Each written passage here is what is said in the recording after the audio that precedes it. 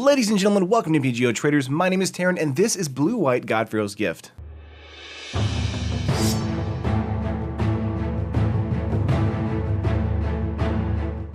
Alright, so we went over several of the decks from the Pro Tour Ixalan. This is the second place deck, piloted by Pascal Maynard, and I kind of want to go over it today. Again, it's a God-Pharaoh's Gift deck, so it's about getting your graveyard full of creatures, then using God-Pharaoh's Gift to reanimate them and get in for 4 damage. Turn over turn. But of course, before we get into the video, make sure to hit the like on the video if you like the video, and subscribe to the channel if you haven't already, and hit the bell right beside the subscription button to know when we upload a new video on the channel and when we go live on stream right here on YouTube. But let's get into the cards, guys. We have Minister of Inquiries here, a 4-of, a 1/2, 1 mana, enters the battlefield, we get 2 energy, and we can tap it, pay 1 energy. Target player puts the top 3 cards of his or her library into his or her graveyard. This is definitely a play for us to do.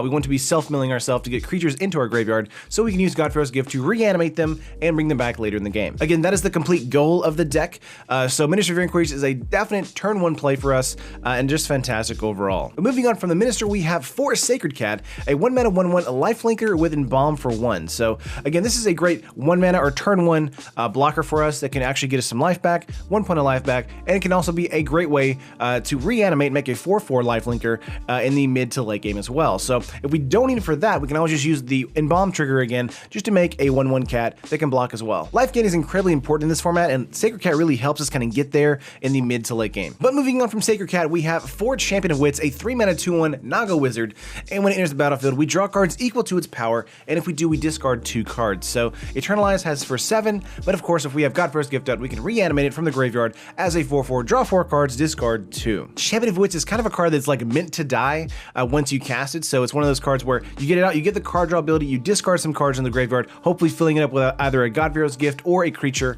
and then you also get to send this guy to the graveyard as a quick block, or kind of get in for some damage, or just kind of trade off, whatever, and then reanimate it later as a 4/4, draw 4 cards, discard 2. Again, all the creatures so far are really great as a like 1-of that just kind of dies over time, or it can be reanimated and then made into a real threat. And then at the top of our slot, we have 4 Angel of Invention. You know this is in here, a 5 mana 2/1 Angel, Flying Vigilance, Lifelink, and Fabricate 2. So it also has the other ability, other creatures you control get +1/+1. So if there's 2 Angels of Invention on the battlefield, they actually pump each other, which is great. But of course, Fabricate 2 means we can put 2 +1/+1 counters on it, or we can make 2 1/1 servos. Now, one of the things is Angel of Invention might be a hard cast for us the first time, but of course, God-Pharaoh's Gift can reanimate as a 4/4. We can actually put 2 more counters on it, making a 6/6 Flying Vigilance Haster. And by the time that gets out on the battlefield, that's probably going to be game for us in our favor, of course. Angel of Invention is a great way to close out the match. Of course, Lifelink is incredibly important again, so having the Sacred Cat and Angel of Invention in the deck, giving us that 4 mana gain, or 6 mana gain, or 6 life gain rather, lifelink is super important. But that's all the creatures. We only have 16 in the deck. Everything else is kind of like making sure these get to the graveyard quickly. We have 2 Opt, a 1 mana instant, scry 1 and draw a card, so a fantastic 1 mana play for us. It could be a turn 1 play if we want to kind of like even out our hand a little bit, but this is more of a mid to late game play to make sure that like either we get into our Refurbish or we get into a Angel of Invention to hardcast or throw into the graveyard, something like that. Next up, we have 4 Chart a Course. This is a fantastic new card from us from Ixalan again. A 2 mana sorcery, draw 2 cards, then discard a card unless we attack with a creature this turn. Chart a Course is probably going to be a turn 2, draw 2 cards, discard 1 card for us at all times because we want to fill up our graveyard as quickly as possible, and it's just a great draw spell overall. The only sad thing about this card, of course, is that it's not an instant speed card, but sorcery is fun. Next up, we have 4 Strategic Planning, a 2 mana sorcery. Look at the top 3 cards of your library, put 1 of them into your hand and the rest into your graveyard. So this is basically an Anticipate, but of course we're pitching 2 cards into the graveyard. So like say we want to get another land and then we draw it into 2 other creatures, we just pitch those into the graveyard because we know we're going to bring them back with a God-Pharaoh's Gift. Moving on from this card though, we have 4 Refurbish. This is the way we get our God-Pharaoh's Gift back. A 4 mana sorcery, return target artifact card from your graveyard to the battlefield. Okay, this is a fantastic way for us. Again, if we don't want to hardcast God-Pharaoh's Gift, which is 7 mana, we can of course use Refurbish, get God-Pharaoh's Gift back from the graveyard to the battlefield. This is the main combo and the way the deck kind of wins the match. And of course, moving to the artifacts, we have 4 God-Pharaoh's Gift, a 7 mana artifact. At the beginning of your combat on each turn, you may exile a creature card from your graveyard. If you do, create a token that's a copy of that card, except it's a 4/4 black zombie. It gains haste until end of turn. Reanimating all the creatures that we throw into the graveyard, Sacred Cat, Minister of Inquiries, Angel of Invention, making them a 4/4 F6/6 with Angel of Invention if we need to, giving it haste and making it attack out. That's going to be the way we end the match on turn 5, 6, or 7. With Refurbish being in standard from Kaladesh, God-Pharaoh's Gift is kind of explosive on turn 4 because we can actually reanimate on turn 4 as well. So using the other artifact in combination with God-Pharaoh's Gift here is actually not as useful as just using Refurbish with God-Pharaoh's Gift. It's so much better for us. and it means we can use those other slots for either card draw or again for refurbishes. The God-Pharaoh's Gift is explosive, it's very fast, but it can also be very fragile thanks to cards like a Braid. So we want to make sure that it's kind of coming out at a time where our opponent's either tapped out or they don't have red in their mana pool. Moving on to enchantments, though, we have 2 Search for Azcanta, a 2-mana legendary artifact, or enchantment, sorry. At the beginning of your upkeep, look at the top card of your library. You may put it into your graveyard. Then if you have 7 more cards in your graveyard, you may transform Search for Azcanta. So we really want to be using the first ability here to pitch cards into our graveyard, preferably creatures and God-Pharaoh's Gift.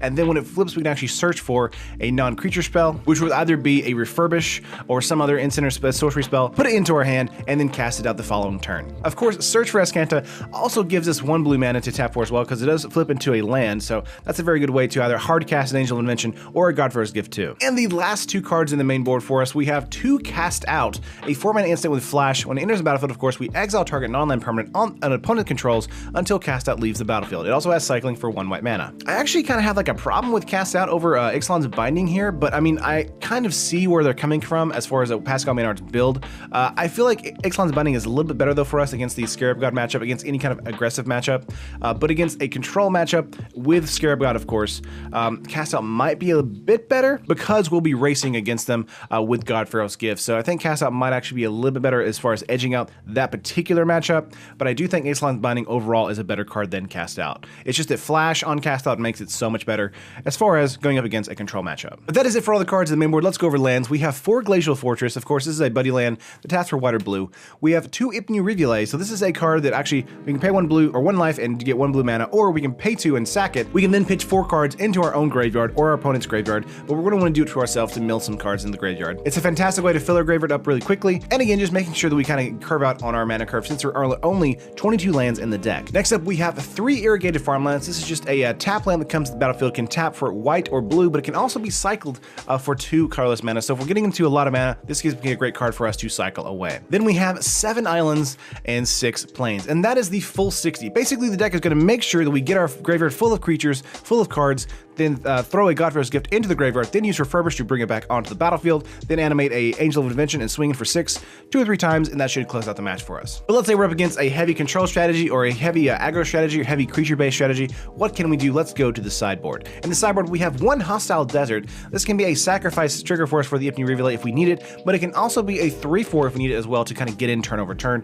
for some extra damage. Next up, we have 1 Authority of the Console. So Rabbit Up Red is still a pain in the butt to deal with, and Authority of the Consoles can help slow them down as well as giving us life to kind of last through the mid to late game. Next up, we have 2 Jace's Defeat, a 2-mana instant counter target blue spell. If it was a Jace Planeswalker spell, scry 2. So we're really not going to get that Jace Planeswalker counter ability there, but countering target blue spell, that's going to be helping us for a Bolas trigger, that's going to be helping us for a Scarab God, anything of course with blue in it, Jace's Defeat's going to help deal with it. So I think in a way it can be actually better than an Essence Scatter in some matchups thanks to things like Rogue Refiner, Warlord Virtuoso, and of course the Scarab God. Next up, we have 2 Negate, a 2-mana instant counter target non-creature spell.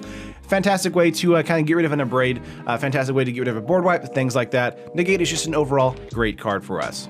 Next up, we have 4 Fairgrounds Warden. This is a very interesting pick for us for Pascal Maynard. A 3-mana 1/3 Dwarf Soldier. When Fairgrounds Warden enters the battlefield, exile target creature and opponent's control until Fairgrounds Warden leaves the battlefield. So again, this is a great way to, if they're not really on a removal strategy with Harness Lightning, things like that, Fairgrounds Warden can actually come in and start exiling the heavy aggressive strategy that is on our board that is coming against us. So it actually gives us some momentum and that it's a 1/3, but it can also be a way to kind of slow down our opponent's momentum by exiling the card that's on their side of the field. You definitely want to be warding this in against a heavy aggro matchup, kind of like a Tamer Energy or a Round Up Red strategy. Usually because it does live through a Magma Spray or a Shock. Of course, a Lightning Strike can make sure this guy goes to the graveyard too. But these can also double as fantastic reanimating tools for us with God-Pharaoh's Gift as well, because once they enter the battlefield, it's a 4/4. It can also exile another creature on our opponent's side of the field too, so that's fantastic, of course, as well. Next up, we have 3 Angel of Sanctions. This is kind of a similar card for us, except it's a 5-mana 3/4 flyer that does the same thing, but it also has Embalm for 6 as well. So if we don't want to reanimate with God-Pharaoh's Gift, we can Embalm and do it that way as well if we don't have God-Pharaoh's Gift on the battlefield. So it's another secondary way to kind of like get tempo off of their battlefield and have us gain tempo on our battlefield. So Angel of Sanctions is basically the same thing that Fairgrounds Warning is doing, but it's a 3/4 flyer. And the last 2 cards in the set, we have 1 Fumigate, which of course is a 5-mana destroy all creatures. We gain 1 life for each creature destroyed this way. So it's great against a aggressive strategy, a random red strategy, anything where it's kind of shocking us down as quickly as they possibly can to get a win. Fumigates can help kind of like mitigate that, clear out their board, make sure that if they're top decking, they don't have any way to kind of like regain all that momentum back, and that we kind of survive the match. Then we have one Sky Sovereign console flagship. So a 5-mana 6/5.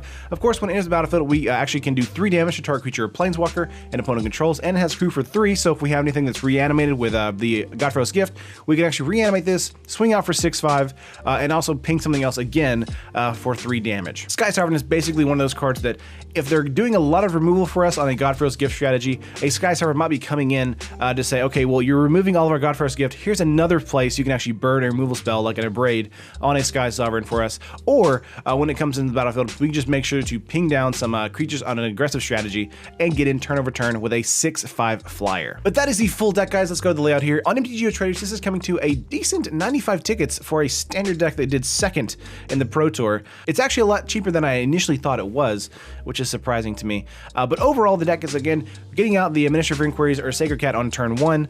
Then we want to be able to pitch cards into our graveyard as quickly as possible, throw a God-Pharaoh's Gift in the graveyard as well, then use Refurbish to get it back from the graveyard onto the battlefield, and then swing out with either an Angel of Invention, a Champion of Wits, or a Sacred Cat again for the win. But of course, let me know what you guys think. Do you like it? Do you hate it? I know this is Pascal Maynard's exact build, so if you guys have any like suggestions in the comments below, I would love to hear them. Of course, like the video if you liked it, and subscribe to the channel if you haven't already, and hit the bell right beside the subscription button to know when we go live on the channel on YouTube and when we post a video on the channel right here. But I love you guys, and I will see you in the next video.